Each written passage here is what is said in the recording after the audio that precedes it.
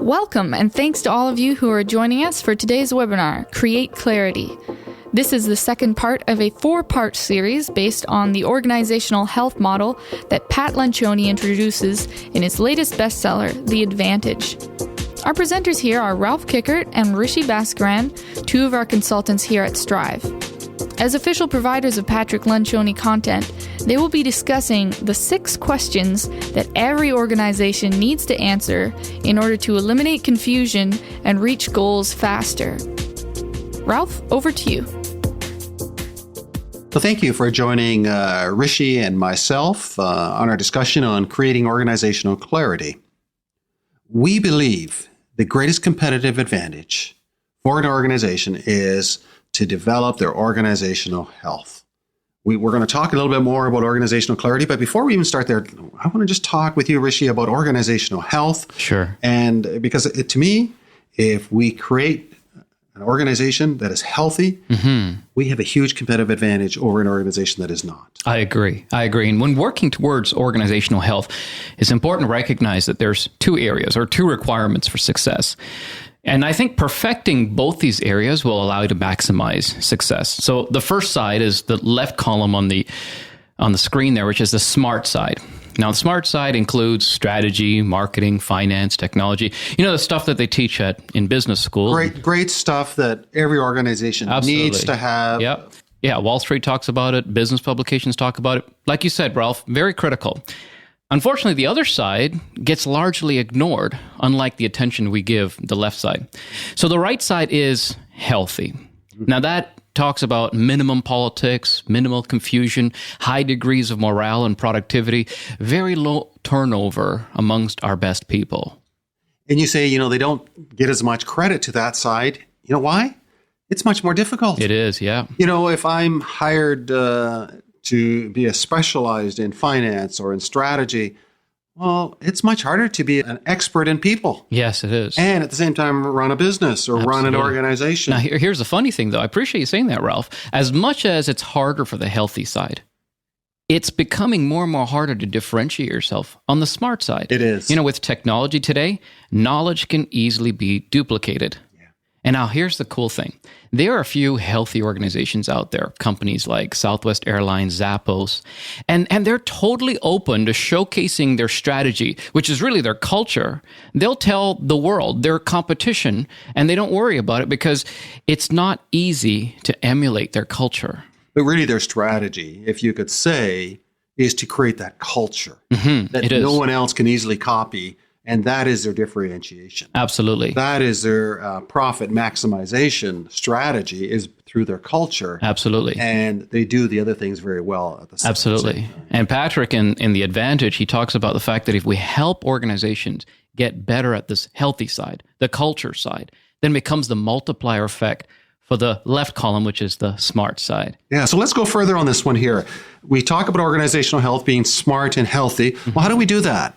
Pat talks about in his book 4 disciplines that we need to insist upon in our organizations. Absolutely. So the first discipline is to build a cohesive leadership team. Yeah. That's really quite simple. What that means is for the leadership team to be behaviorally aligned at the top. Yeah, I look at it as the team needs to be one. Absolutely. When they see one member of the team, they see the other member of the team. Absolutely. Because they see each other saying the same things. Absolutely. So all of a sudden, each team member trusts one another. We're vulnerable with one another. Now it's easy to hold each other accountable. And that it almost forces us to focus on results and not on individual needs. What the one beauty of this whole thing when we look at team is it's not about me. It's not about you. It's about us as a organization, us as a leadership team, us about our cause and why we exist in the marketplace. Absolutely. So let's go to the second discipline, which is to create organizational clarity. Now, I know we're going to talk about that more in detail through this webinar, but simply to introduce this discipline, clarity just means achieving alignment. We don't want to be confused about where we're headed. And as Pat describes in the book, The Advantage, if leaders can establish clarity on 6 simple but critical questions, then they can really eliminate any discrepancy in their thinking. Yeah, the key is that if all the leaders have the same answers and they live these questions out, Yeah. we have huge clarity in the organization. agree. And then the rest of the organization is going to be very focused. Absolutely. We're going to talk more about the 6 questions and go into depth on each one of those questions because we think it is so critical to deal with these 6 questions. But critical that we come to get the same view on all these questions. Absolutely. the And you answers. talked about the rest of the organizations, Ralph.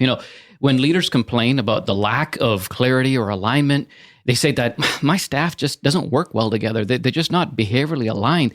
And they think that it's the staff's problem. Yeah. But the truth is, leaders don't realize they can't be any deep alignment if the leaders on the top aren't cohesive, if they're not clear about specific things. I like to say this: if leaders stand side by side, shoulder to shoulder with one another, there could be no daylight in between them. You see, any light that escapes between them is blinding to the rest of the organization. It causes disillusionment.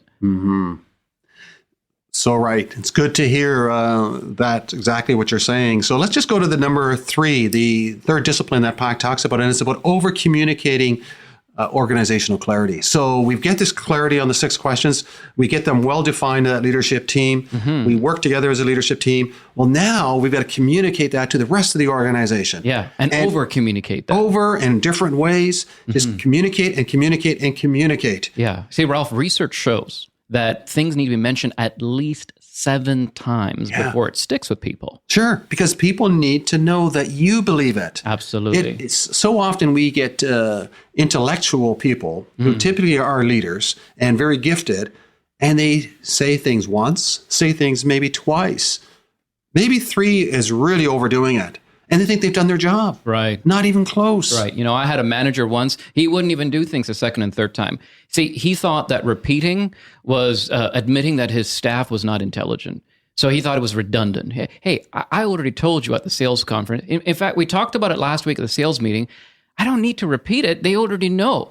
But like you just said, Ralph, it's not redundant if what you're communicating is important. Right. You need to share it over and over and over again. And try to do it in a different way so that you're not being like a parrot. Absolutely. Because that isn't going, then it could be perceived as condescending. Absolutely. But if it's done with passion and in different ways, with different examples, and continually brought forward, that is what people need to know. They need to hear that. They do. Continually. Yeah, Samuel Johnson made a comment. He said, people need to be reminded of what they already know more than they need to be instructed in what they don't.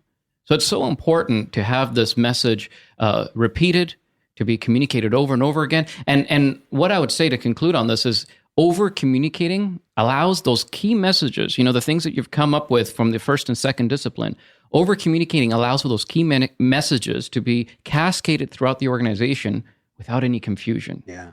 Let me just stop for one moment here, Rishi. One of the things that really has to come clear here on this one is that who's responsible to over-communicate? And so many times we think it's the employee that needs to just, get the message. Do a better job. Because we did it once, we told them once or twice. Right. Almost in every organization we work, communication is an issue. They say there's not enough communication. I don't know of an organization that has said we give too much communication. That's right. I know all kinds that say the opposite.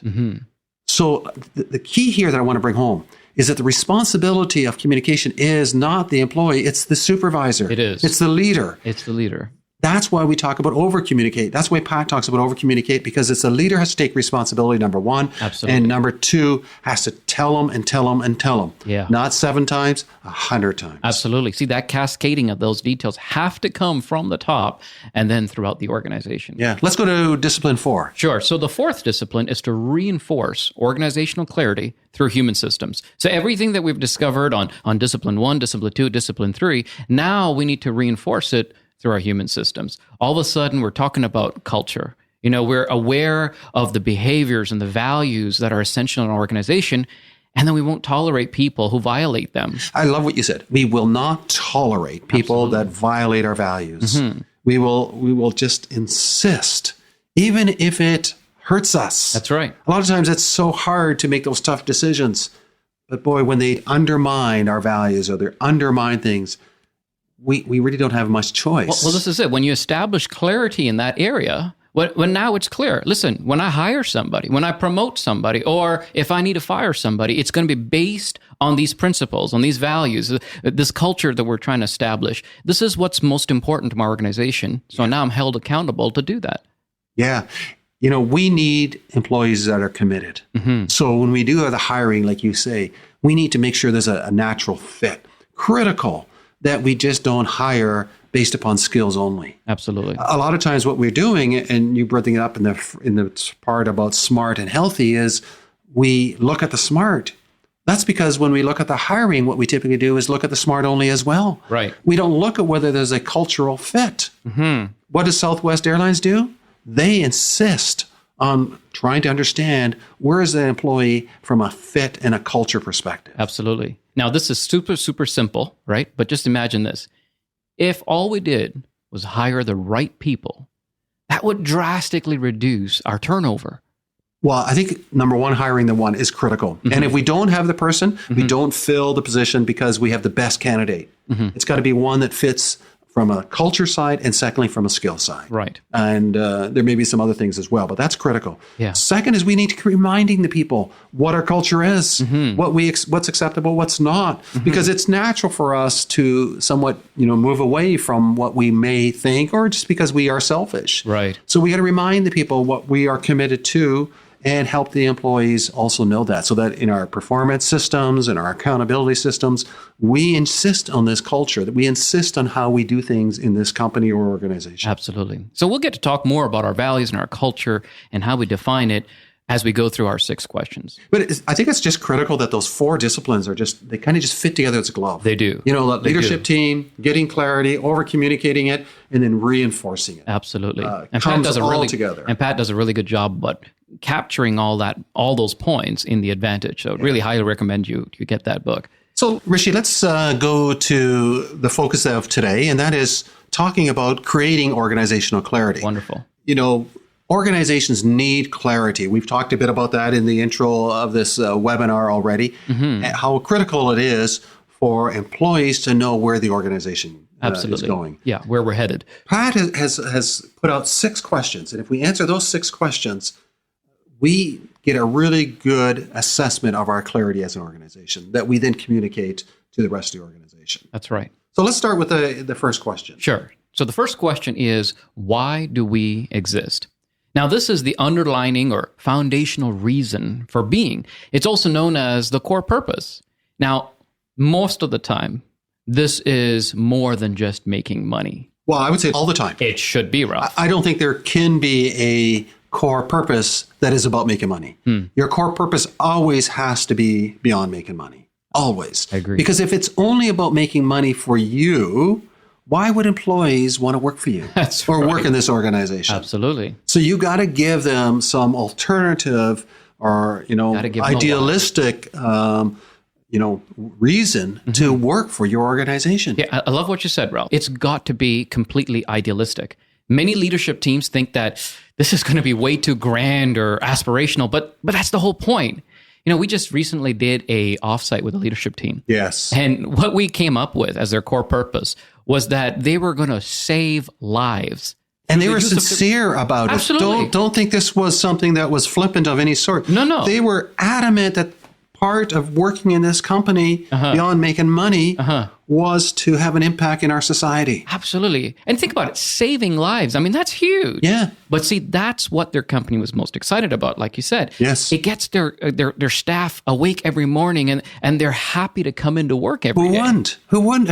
I mean, talk about something beyond making money to add value to our society. That's got to tug at people's hearts. That's wonderful. Employees in every organization need to know that at the heart of what they do lies something grand, something bigger than themselves, right? So, for businesses, beyond making money a core purpose, for not-for-profits, what we want to see is a vision and mission. Yeah. Again, a vision that tugs at the heart about our cause, a reason why we exist. Yeah. And the mission to give some focus to the organization. Absolutely. And here's the danger. If you didn't establish that, if you don't have a proper identified core purpose, then companies, they won't have a real collective commitment from their staff. No. All of a sudden, they're going to lose their way getting involved in random pursuits, projects that may seem financially justifiable, but it really doesn't fit with the direction of the organization. Well, it comes back to this whole premise is, businesses are moving towards not-for-profit type organization. Not-for-profit are becoming more business-like. And what that's really getting at is that today's businesses are being forced because of the ownership, because of the stakeholders, because of the customers, because of the employees, are saying it's not just about making money. Yeah. You've got to have another reason for your existence. Mm-hmm. And that's why you're seeing businesses also look at saying, how am I impacting the environment? Absolutely. What am I doing to support our communities? Mm-hmm. All those questions are being asked by their customers. Mm-hmm. And their customers are determining and pushing companies into saying, what good are you doing beyond making money? That's right. I have an example and I have to share this, right? I had a client, this is going back a few years ago, and he had a dream that he would retire and sail the seas on a sailboat. Now, Ralph, this was a great dream. Nothing wrong with the dream. Right. The challenge was he turned it into a core purpose. So all of a sudden, he got this large model sailboat. He created a custom frame and he put it in the front of his reception area so that everyone walking in and out, the staff, the clients could see it. What did that do? And did he explain why he put the boat there? Well, I don't know if there was an explanation or not, but it was kind of self-explanatory. This is the owner's retirement package. Yeah. And of course, employees couldn't relate to that. Like you're talking about clients or customers that are asking about your environmental relationship. Clients couldn't relate to that. No. So what happened? Nobody was passionate about the company's mission to send the owner away on a sailboat. And all of a sudden, people were working for a paycheck. And what did that result in? A high turnover, low morale? Well said. Great example. How could you add to that? Got to have a core purpose beyond making money. Mm-hmm, and absolutely. And it doesn't have to be so idealistic. When you think of yourself, but we started our business because we wanted to create some employment. These core purposes could be more basic, like we hire certain people so that we can provide for their families. Yeah. There could be some real merit to that. So let's not discount. It just has to be authentic. It does have to be authentic. Yeah. And you mentioned earlier that this stuff starts with the leaders. Yes. Right? I believe leaders need to inspire their people to let them know why it's worth doing their job in the first place. Yeah. So that people, like we said, get out of bed in the morning excited to go to work because there's a real reason why their job matters. Yeah.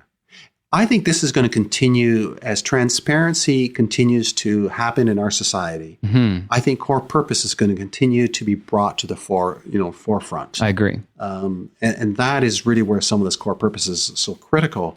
I think in the past, you could hide your core purpose and say it's all about making money and it's about making money for me or for the shareholders.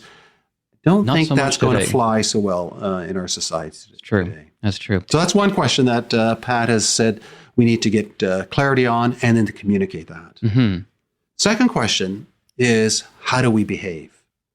So what are the values that we insist upon are in our organization? Yeah. And values are critical, right, Ralph? I mean, you bet. Values define a company's personality. Yeah. It provides employees with clarity about how to behave and it reduces the need, I hate to say this, but for demoralizing micromanagement. Well, values are critical. We need to understand what is the expectations of my behavior. That's right. What does this organization require? And is this a fit for me personally? Correct. And for some, if it's going to be one of the values is sell, sell, sell, sell, sell, and we're just done to sales, and that's just not who I am. That's right. Well, then I better get out of the organization. Absolutely. But if it's an organization where I'm a real strong fit, well, then I'm going to just excel in that organization. So let's talk a little bit about Pat talks about 4 types of values. Yeah. And you know what? Pat actually wrote a wonderful article in Harvard Business Review on these 4 values. So if you'd like to see a copy of it, write to us and we'll be happy to send it to you. Yeah. So let's start off with, and these are not in order, but the first value that I want to just talk about is permission to play value. And what that is, it's a value that every organization, or all your competition, other organizations that are like-minded to you, have the same values. Yeah, it's kind of like the minimal behavioral standard. Yeah. Right? Things like honesty. Yeah. I mean, name me an organization that doesn't expect honesty. Right. Another one you could almost say is respect. Correct. Integrity. Yes. Customer service of a certain level. Now, they're really important. Critical. Can't ignore it, but they don't really differentiates. Yeah, they don't differentiate exactly. us. And that's why they're called permission to play. Like you said, they're minimal values. And if we don't have those values and if we don't live and we're not honest and we're not respectful, there's a good chance we will be fired. And rightly so, because we're Correct. not living according to those values. So Correct. important to define those permission to play values. Right. Second value is aspirational. So we say that we're going to do everything with excellence. Meanwhile, we don't ever love it. We say we're going to be the best customer service focused organization, but our customers keep complaining. It's kind of like a wish or something. It is a wish. It's something that you wish you already had. Yeah. You're not there yet. And we won't fire if they don't. So somebody messes up 5 times, they're still on our payroll. Why? Because it's aspirational. Absolutely. We aspire to it. We do not insist that we live it. So our second value that Pat talks about. Right. Third value, and then again, this is not in order, is accidental value. Right. So it's a value that creeps into the organization, but it was not planned. Right. It just kind of falls in the organization. You just kind of, after a while, discover that it unintentionally developed. It's a behavioral trait that we didn't strategically implement. Yeah, and some of these values can be, we'll give preferential treatment to family members. Sure. In our organization. Sure. Didn't plan for that, or of the leaders. Sure. Didn't plan for that, but it just kind of crept into the organization, and it's just there. Yeah, we had a team where it became more casual hours. So instead of showing up at 8:30 to 5:30, staff was coming in between 9:30 to 10, and some of them left between 4:35 to 6, somewhere around that line. Great. And over the years, it just became something that was expected that, hey, if you work here, you can come in anytime between 9 to 10. But when a new management team came in, they recognized, wait a second, we never established this as an actual value. Yeah. It just became a tendency that developed over time, Yeah. and they needed to make some changes. Some would even say, some of this professionalism is another example, and how casual the dress may be. Sure. And people wearing shorts to work in a business workplace. It slowly creeped in. Rightly or wrongly, it just accidentally got in there. And Right. the question the organization has to ask is, so do I want to drive it out? That's right. Typically, accidental values are values that we want to drive out of the organization. So we need to, again, clearly articulate that and then do what we need to do to drive that accidental value out, because it's an accident that's come into our organization. Now, the fourth value, and this is the one that is critical that Pat talks about, is our core values. Yeah. And the core values are things that differentiate us from the competition or from others, make us unique. And what is it that we stand for that makes us what we are? Absolutely. It's like 2 or 3 behavioral traits that are absolutely inherent to that organization. And this is the thing, it must already exist. So we talked about aspirational and accidental values. I had a client once who wanted sense of urgency to be a core value. My guys are super lazy. They just never take things seriously. And really, sense of urgency needs to be a core value. Well, it might need to be one, but it isn't one because you don't currently have it. Yeah. It's not your organization's you may still identity. push that one to become a core, but boy, you've got to really work at that. Correct. So right now, it's an aspirational value. If you look at Southwest Airlines again, they've got their core values so well defined.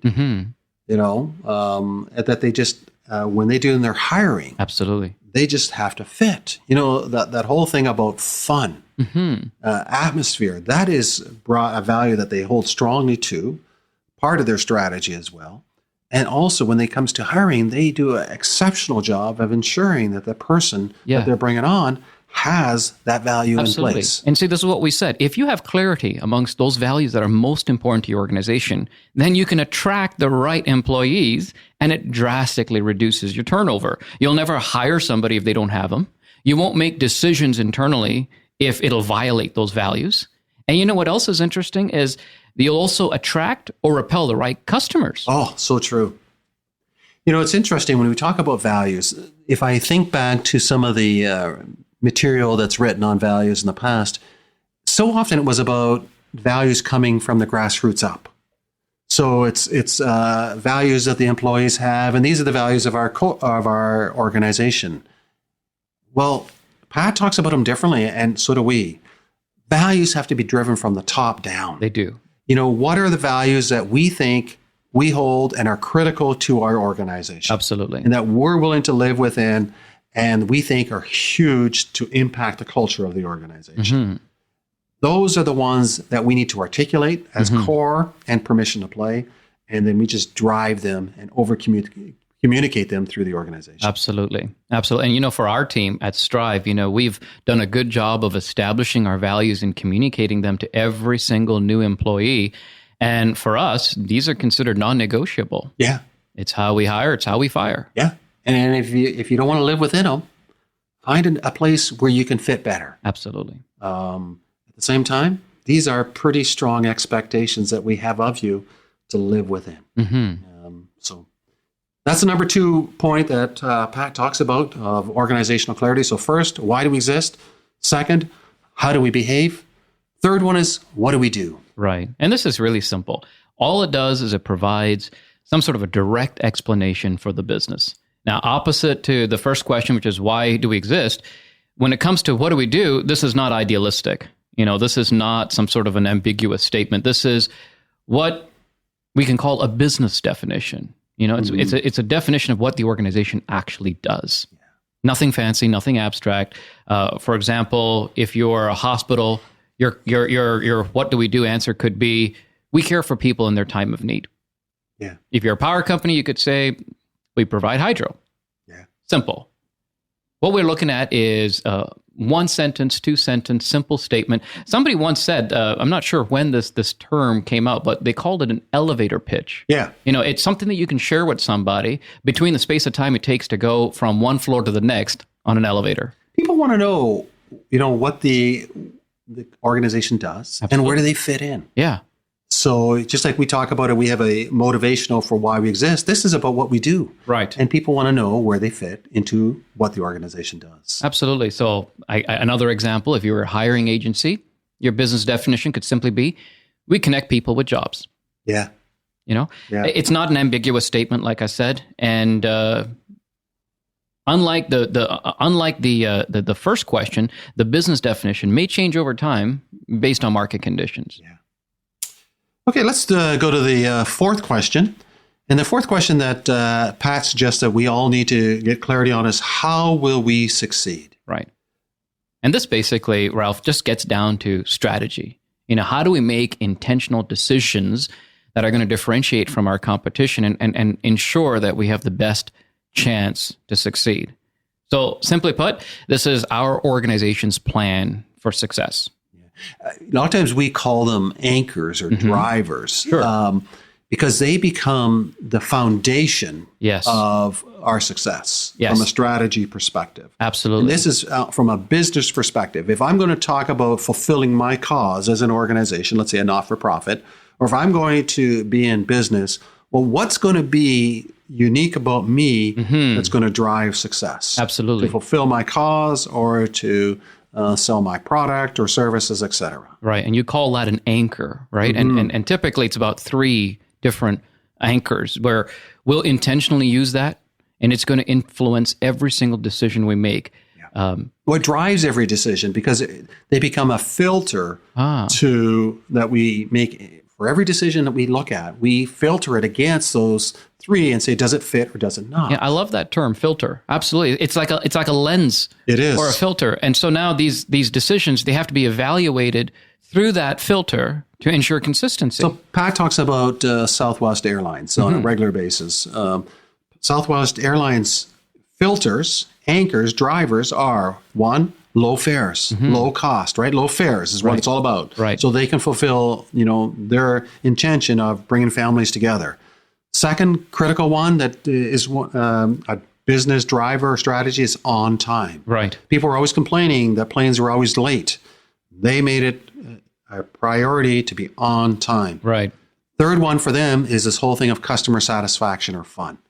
So they have identified those 3, you could say, strategies, drivers, right, and everything they do now reinforces those. So let's talk a little bit about the Southwest Airlines and how everything they do filters around those. Well, it's quite simple. Even if somebody in their leadership team comes up with a really cool idea, you see, regardless how cool that idea is, if it doesn't, you said it was low fares on time, or this fun-loving spirit / customer service. If it doesn't apply to every one of these three strategic anchors, it doesn't matter how cool the plan is or the idea is, it doesn't fly. But it does take away barriers too, though. And you're so right, Rishi. Each idea is filtered through this. Why do you think they have basically one type of plane? So that, again, it's much simpler, lower cost, all these benefits. Absolutely. Why do they typically not assign seats? Lower cost, more on time. Absolutely. Everything, all the decisions, and they've kind of, taken the whole airline industry and turned it upside down, and some of the, you could say, untouchables, things that we would never consider doing. Why does Southwest not have first class? Again, it doesn't go with low fares, and on time. It just gets in the way with that. Absolutely. And there's so much distraction when you try to do something outside of your core or outside of your strategic anchors. Yeah. When you have this established, like we said earlier, it creates a context for all decision making. It does. Now, all of a sudden, the companies will avoid the temptation, so in this case, Southwest Airlines, of making purely pragmatic or opportunistic decisions that often end up diminishing the company's plan for success. We think it's a great financial opportunity, but really it's working against us. Well, just take Southwest. So they had let's say if they had an opportunity to buy a completely different airline, it would be really difficult for them to absorb them in with their strategy. Absolutely.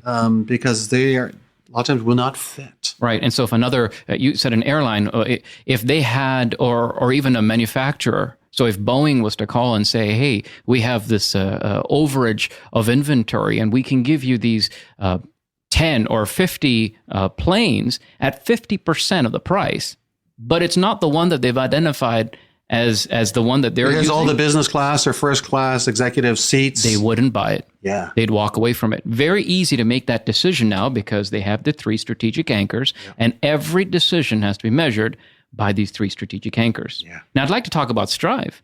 In our company, we have our strategic anchors as well. Our first one is engage for change. Our second is to build meaningful relationships. And our third is simple wisdom. So if I have an opportunity to work with a client and, he's really not looking for a long-term relationship, he just wants me to come in, do a half-day workshop on something, and that's it, and never talk to me again, I probably won't pursue that because our strategic anchor is build meaningful relationships. Well, and engage for change. Absolutely. If a person is not wanting to grow, and the reason the whole focus is on change is because that's part of growth. It is. If an organization or if an individual does not want to continue to grow and to build the organization or to build the employees, it's just not a right fit. If the person themselves don't benefit from our services, and also if Strive doesn't benefit from working with a client because we gain wisdom and knowledge from them as well, again, we're not creating the win-win that we think is critical. And third is if they don't value the materials, the concepts, the principles, that's okay, but that's who we are because we want to take conceptual material and make it simple. And make it practical and make it something that they can go and implement into their organization. So, and you and I and all the other consultants here, we're tasked with that, to come up with simple, practical suggestions because it's one of our core values, simple principles. Yeah. Simple wisdom. Yeah. So that takes us to 4 questions. 5th question, which is now also critical, is what is most important right now? And when Pat asked that question, what is most important right now? What we're trying to do is create some urgency for some change. Pat talks about, if you look at an emergency room or if you look at a house burning down, everybody together works at a common cause. That's right. And everybody knows what's most important right now. Yeah.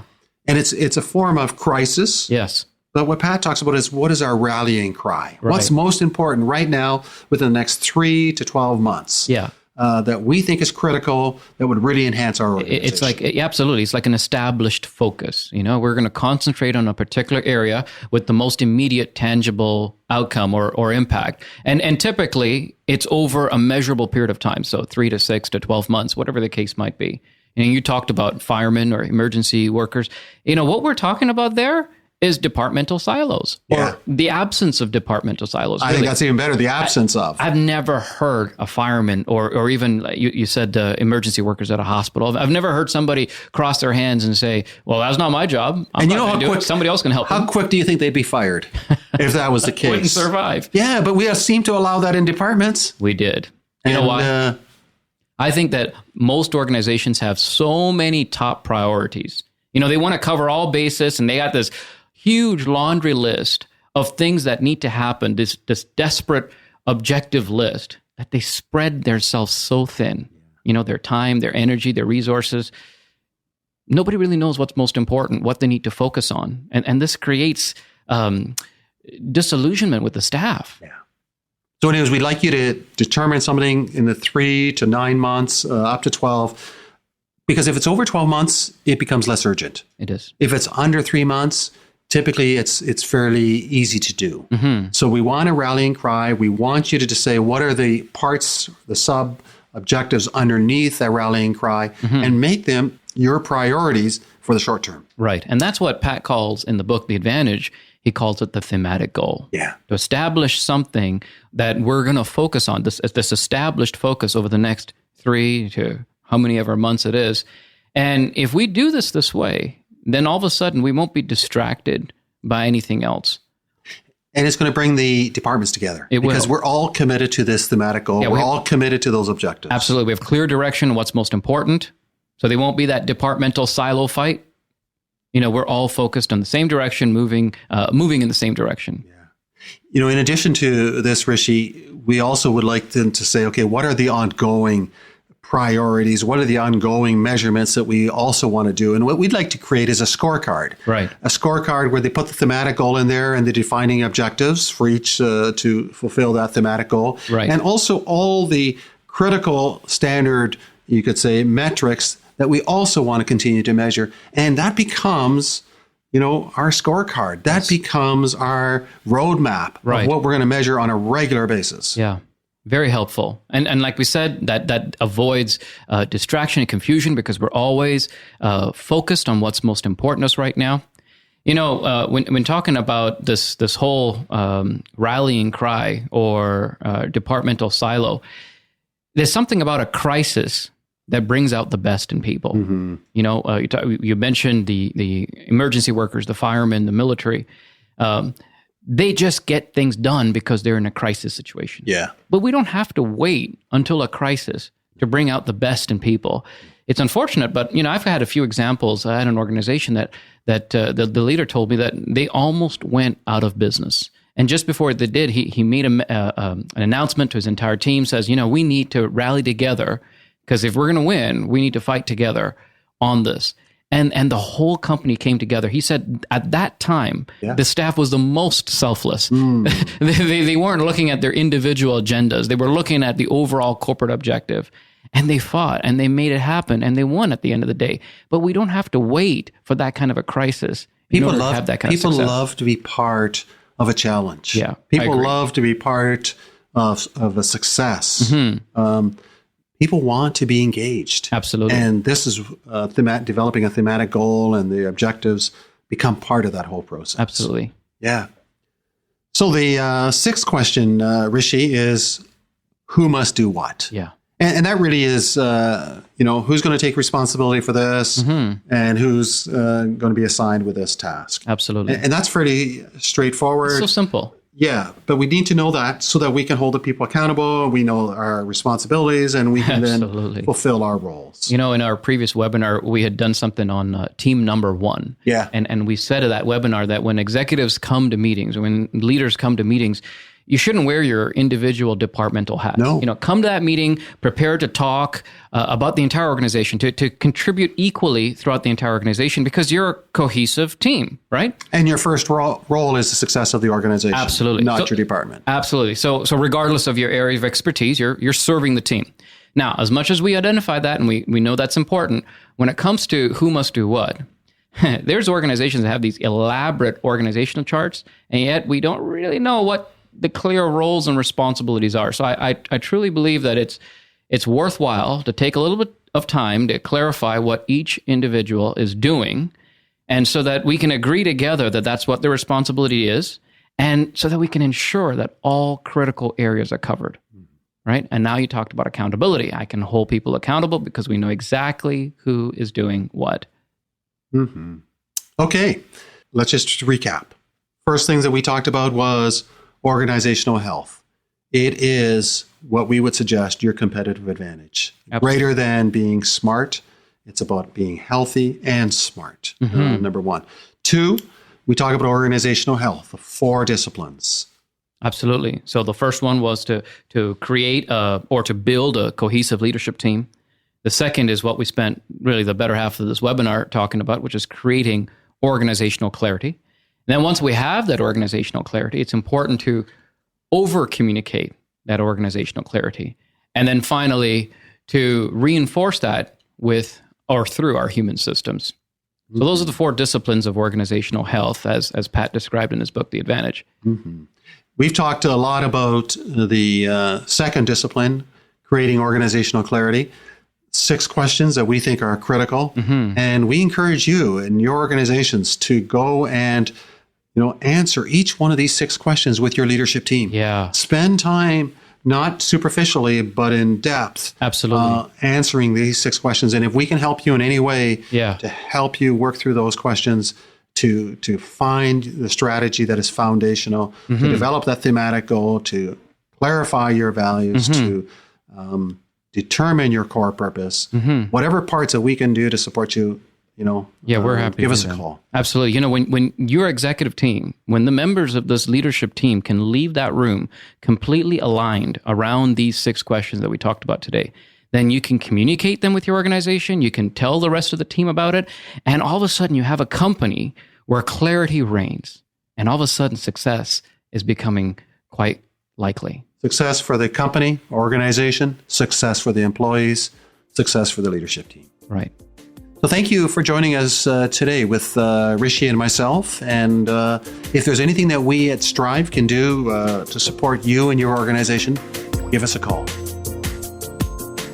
This has been part 2 of our 4-part series on organizational clarity. Part 3 will be aired on August 29th at 12 noon EDT.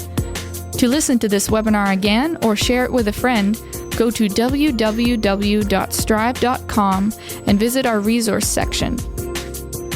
If you want to get connected to more of what you heard today, call us at 519-766-9033. It is our aim to continue to provide fresh resources to help leaders lead.